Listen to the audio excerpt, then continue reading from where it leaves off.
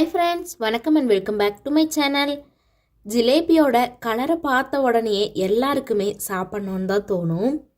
இன்றைக்கி நம்ம செய்ய போகிறது ஜிலேபி ரெசிபி. அதுவும் ஈஸியாக வீட்லேயே சூப்பர் டேஸ்ட்டில் செய்யலாம்.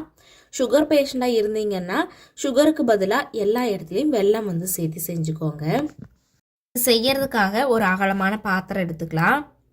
இதோட அளவுகள் பார்த்திங்கன்னா, நான் எடுத்துருக்கிற பவுலில் 1.5 பவுல் சுகரு, 1 பவுல் தண்ணி, 1 பவுல் உளுந்து, இதுதான் கரெக்டான மெஷர்மெண்ட்டு. இப்போ சுகரும் சேர்த்திட்டு தண்ணியும் சேர்த்தி ஒரு ஏலக்காய் தட்டி சேர்த்ததுக்கப்புறமா கலர் பொடியும் சேர்த்திக்கலாம். இப்போ ஒரு கம்பி பதம் வர்றதுக்கு முன்னாடியே ஸ்டவ் ஆஃப் பண்ணி அதை அப்படியே ஆற விட்டுறலாம். இப்போ உளுந்து மாவு ரெடி பண்ணுறதுக்காக உளுந்த 1லேருந்து 2 மணிக்கூர் தான் ஊற வைக்கணும். அதுக்கு மேலே ஊற வைக்கக்கூடாது. ஊற வச்ச உளுந்த தண்ணி சேர்த்தாமல் மிக்சியில் அடித்து எடுத்துக்கலாம். தேவைப்பட்டதுன்னா கொஞ்சமாக ஐஸ் வாட்டர் சேர்த்துனீங்கன்னா மாவு நல்லா ப்ளஃபியாக வரும். கொஞ்சம் கொஞ்சமாக ஐஸ் வாட்டர் சேர்த்தி இதை இந்த பதத்துக்கு, நான் இப்போ காமிச்ச பதத்துக்கு மாவு அடித்து எடுத்ததுக்கப்புறமா கொஞ்சமாக கார்ன்ஃப்ளவரு கலர் பொடியும் சேர்த்திட்டு ஒரே டைரெக்ஷனில் தான் மிக்ஸ் பண்ணணும்.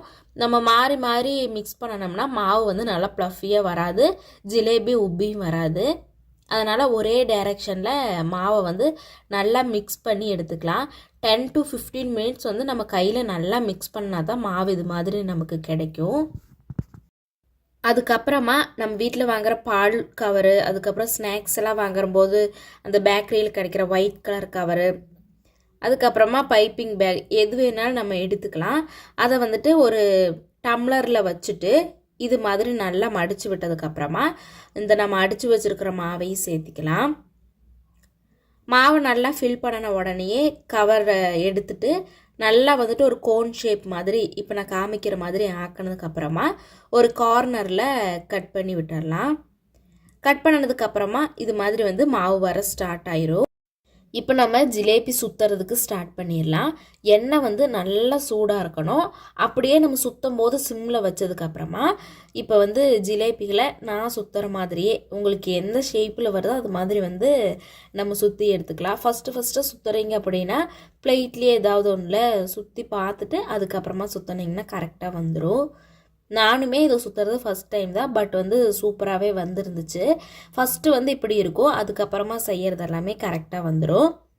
இப்போ நம்ம பொரிச்சு எடுத்த ஜிலேபியை ரொம்ப மொறு மொறுன்னு பொரிக்கக்கூடாது, ஏன்னா ஜீராவில் ஊறாது. அதனால் கொஞ்சம் சாஃப்டாக இருக்கும்போதே எடுத்து ஜீராவில் சேர்த்திடலாம். இப்போ சர்க்கரை பாகில் சேர்த்ததுக்கப்புறமா அதை நல்லா மிக்ஸ் பண்ணிவிட்டு ஒரு 1 hour அப்படியே விட்டுட்டோன்னா நல்லா ஊறிடும்.